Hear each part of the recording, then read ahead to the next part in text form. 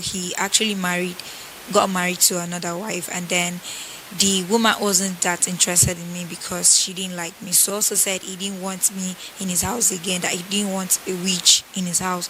So while walking on the streets, that was how I got raped at my 10 years old. The story of Joy Edo is one of thousands who are branded as witches or wizards. Joy is among many others who have been labeled as wizards and witches from their own biological parent, and as such are forced to live in isolation, facing harsh economies of life as minors. However, fortune smiled on Joy as she narrowly escaped death, but the trauma of being raped at the age of 10 after being thrown out of the house is probably what she has to grapple with for a long time. Against odds, Joy is an undergraduate in the University of Uyo after being rescued from the streets and provided with shelter.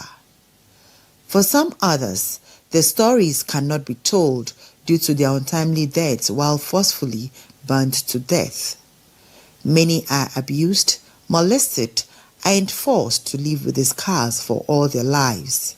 15, my mother died at the time she wanted to give birth to my brother. So my father not take me to the village to go and stay with my grandma. So my father's sisters and brother now start against me. They say that I'm the one that killed my mother. They now start accusing me. But is there the existence of witchcraft? The stories and from the experiences of people, it's clear that there is nothing like witches and wizards. We are bold to say that there is no witches and there are no wizards. Witchcraft belief is a mere act of, it's superstitious, nothing more. I've worked with these children, I've lived with them, I've ate with them, we've stayed together, slept, it's in the same environment for this number of years, and we have like over 90 children in our center right now, and then so most of them have done so well in school. While many are of the opinion that witchcraft is a mere superstition, they however point accusing fingers at religious bodies who are quick to accuse and label children and the aged as witches or wizards. These religious merchants will have to be regulated, they have to be tamed.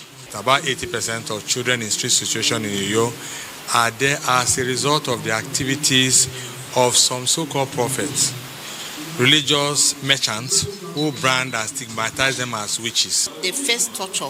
There are communities where children are really tortured. They have scars. There are children at a home that have scars that can tell their stories. Respondents say it is time to arrest and ensure the prosecution of culprits to serve as deterrent to others.